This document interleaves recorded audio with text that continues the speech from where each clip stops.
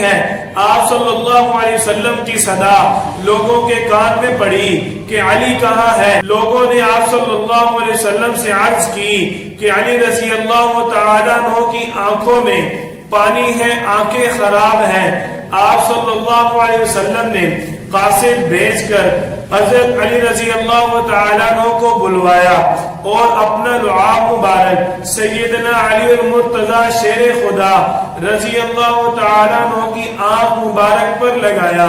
آپ صلی اللہ علیہ وسلم کا لعاب مبارک لگنا تھا کہ سیدنا علی المرتضی رضی اللہ تعالیٰ عنہ کی آنکھ مبارک درست ہو جاتی ہے۔ آپ صلی اللہ علیہ وسلم نے اپنے دستے مبارک سے پرچم نبوی جو حضرت ام المؤمنین عائشہ رضی اللہ تعالیٰ عنہ کی سیاہ چادر سے تیار کیا گیا تھا، حضرت علی رضی اللہ تعالیٰ عنہ کے ہاتھ میں عطا فرما دیا۔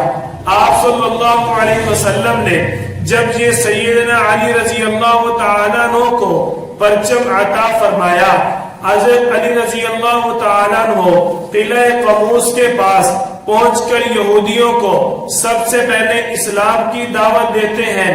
اس قلعہ کا سردار اور بڑا رئیس جس کا نام مرحب ہے، یہ بڑے جوش کے ساتھ سیدنا علی المرتضی شیر خدا رضی اللہ تعالیٰ عنہ کے سامنے نکلا اور یہ اشعار پڑھ رہا تھا۔ خیبر خوب جانتا ہے کہ مرحب ہوں، اسلحہ پوش ہوں، بہت ہی بہادر ہوں، تجربہ کار ہوں۔ حضرت علی رضی اللہ تعالیٰ عنہ نے اس کے ان اشعار کا جواب دیا۔ میری ماں نے میرا نام حیدر رکھا، حیدر کا مطلب شیر ہوا کرتا ہے، میں شیر کی طرح ہیبت ناک ہوں۔ مرحب نے بڑے تم تراک سے جوش کے ساتھ آگے بڑھ کر سیدنا علی المرتضی شیر خدا کرم اللہ وجہ رضی اللہ تعالیٰ عنہ پر وار کیا۔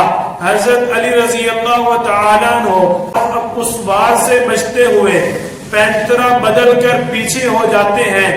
آپ صلی اللہ علیہ وسلم کے اس چچا زاد رضی اللہ تعالیٰ عنہ نے دوسرے ہی لمحے پوری جرت اور قوت کے ساتھ اس بدبخت پر وار کیا، اتنے زور سے وار کیا کہ روایات کے اندر آتا ہے حضرت علی رضی اللہ تعالیٰ عنہ کا وار اس کے سر سے گزرتے ہوئے اس کے دانتوں تک اس کے سر کو دو ٹکڑے کر دیتا ہے۔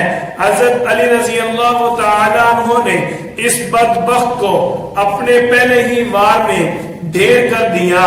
آپ صلی اللہ علیہ وسلم کو اللہ تعالیٰ نے اس جنگ خیبر غزوہ خیبر میں فتح عطا فرمائی۔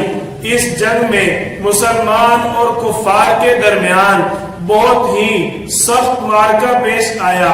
آپ صلی اللہ علیہ وسلم کی جانب سے مسلمان 15 شہید ہوتے ہیں اور دشمنان اسلام میں تقریباً 93 یہودی قتل ہوتے ہیں۔